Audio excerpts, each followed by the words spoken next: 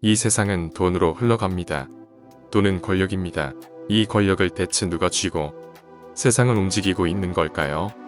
마이크로소프트의 빌 게이츠, 주식의 황제 워렌 버핏, 맨체스터 시티의 구단주로 유명한 만수르와 같은 사우디의 왕자들이라고 생각하는 것이 일반적일 것입니다. 하지만 일반인들에게 잘 알려지지 않은 음모론의 단골 소재이기도 한 러스차일드 가문이 그 주인공이라고 할 수 있습니다. 이 가문은 약 5경의 재산을 가지고 있다고 하는 루머가 있는데요. 이 로스차일드 가문의 전설은 메이어 암셀바워라는 한 유대인으로부터 시작됩니다. 유대인 출신의 메이어 암셀바워는 1744년 2월 23일 독일 프랑크푸르트에서 태어났습니다. 그의 아버지 암셀 모세바워는 골동품상이자 대금업자였고 아들 메이어에게 체계적인 경제 교육을 가르쳤습니다. 암셀 모세바워가 일찍 사망하자 메이어는 다이아몬드 시장을 장악하고 있는 오펜하이머 가문에 들어가 은행 수습생으로서의 일을 시작합니다. 그 후 그는 아버지의 대부업을 계승하면서 자신의 성을 바우어에서 지금의 로스차일드로 바꿉니다. 그런 메이어 로스차일드에게는 다섯아들이 있었습니다. 그는 유럽의 금융 권력을 지배하기 위해 아들들을 유럽의 중심지로 파견시켰습니다. 그는 큰 아들 암셀을 프랑크푸르트 본점을 지키게 하고 둘째 살로몬을 오스트리아 빈, 셋째 네이선을 영국 런던으로, 넷째 칼을 이탈리아 나폴리로, 막내 제임스를 프랑스 파리로 파견합니다. 그중 셋째 아들인 네이선 로스차일드의 공이 가히 가장 크다고 할 수 있는데요. 네이슨 로스차일드가 살던 시기는 나폴레옹의 제위 시기와 맞물립니다.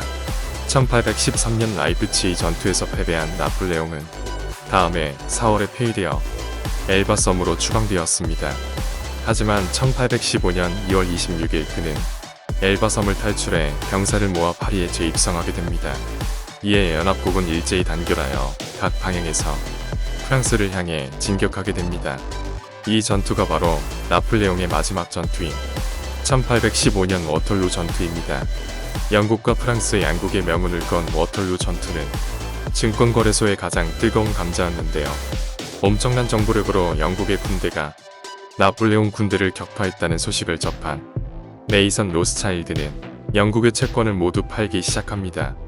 영국의 큰손이었던 네이선 로스차일드가 영국 채권을 팔자 영국이 프랑스에 패배했다는 소문이 삽시간에 퍼지고 사람들은 패닉 상태에 빠져 온전을 조금이라도 보존하기 위해 영국 채권을 팔았고 영국 채권은 헐값에 시장에 쏟아져 나옵니다. 그러자 네이슨 로스차일드는 떨어질 대로 떨어진 영국 채권을 엄청난 자금력으로 매수하기 시작합니다. 영국 채권을 헐값에 대량 매입하기 위한 네이선 로스차일드의 전략이었던 것이죠.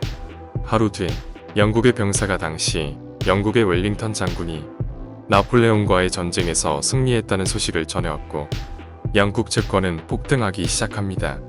이 일로 네이슨 로스차일드는 20배의 차익을 챙기게 됩니다. 또한 네이선은 영국 정부 최고의 채권자로 등극함과 동시에 화폐 발행을 주도하는 잉글랜드 은행의 실권자가 됩니다. 영국은 수차례의 내전과 프랑스와의 전쟁 등으로 영국 왕실의 재정은 바닥을 보이는 상태였습니다. 그때 윌리엄 패터슨을 비롯한 은행가들은 민영중앙은행인 잉글랜드 은행을 설립해 왕실의 대출을 시행하기로 결정했고 정부는 잉글랜드 은행을 공식 승인해 채무에 기반을 둔 국가화폐를 발행하게 했습니다. 이런 잉글랜드 은행이 네이선에게 넘어가고 그는 화폐의 발행권을 손에 쥐고 영국 정부에 화폐를 대출해주며 연 7%의 이자를 얻게 된 것입니다. 우리나라를 예로 들자면 삼성이 한국은행 대신 화폐를 발행하고 한국 정부에 대출해주는 모습이라고 할 수 있습니다. 그렇게 화폐를 생산할 때마다 삼성에게 빚을 지게 되고 빚을 갚자면 화폐를 다시 삼성에게 돌려줘야 하는데 그렇게 되면 그만큼의 화폐를 시장에 유통할 수 없게 되는 것이죠. 영국 정부는 화폐 발행권이 없으므로 대출한 국채를 갚게 된다면 시중에 유통할 화폐를 폐기하는 것과 같은 효과를 내게 되므로 영국 정부는 채무를 영원히 상환할 수 없게 됩니다. 그렇게 영국 정부의 채무는 화폐 발행으로 인해 해마다 쌓여가고 영국 국민의 세금으로 이루어진 대출이자는 꼬박꼬박 로스차일드 가문의 수중에 들어가게 됩니다. 이 시스템은 1946년 뱅크 오브 잉글랜드의 국유화로 끝난 것처럼 보이지만 전자화폐의 유통을 위해 일부러 국유화를 했다는 음모론이 있습니다. 워털루 전투 이후 프랑크푸르트에 남아있던 큰 아들 암슬 로스차일드는 프랑스가 물러간 독일에 새로 생긴 도이칠란드 연방의 초대 재무장관으로 임명되었고 독일의 철혈 수상인 비스마르크와는 부자지간처럼 지내게 됩니다. 오스트리아에 간 둘째 아들 살로몬 로스차일드는 합스부르크 왕조가 살로몬의 은행에서 융자를 받게 하는 등 뛰어난 실적을 보이며 오스트리아의 경제 거물로 성장했습니다. 참고로 합스부르크 왕조는 1822년 네이선 로스차일드를 제외한 4명의 형제에게 남작의 칭호를 수여하기도 했습니다. 이탈리아에 간 넷째 아들 칼 로스차일드는 이탈리아 왕실의 재정을 책임짐과 동시에 바티칸 교황과도 경제적으로 왕래했습니다. 당시 교황이었던 그레고리우스 16세와 아련한 자는 그의 발에 입을 맞추는 관례가 있었는데 특별히 칼 로스차일드는 손을 내밀어 입을 맞추게 했다는 일화가 있습니다. 그의 영향력을 단편적으로 보여주는 사례라고 할 수 있습니다. 프랑스로 간 다섯째 아들 제임스 로스차일드는 1818년 프랑스의 국채를 은밀히 사들인 후 대량으로 매도하여 시장을 패닉 상태에 빠뜨립니다.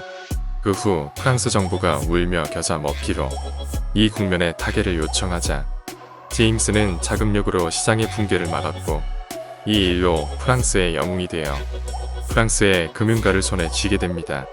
이렇게 유럽의 핵심적인 지역들의 화폐 발행권을 가지게 되며 무서울 게 없어진 로스차일드가의 시선은 이제 떠오르는 나라 미국으로 향하게 됩니다.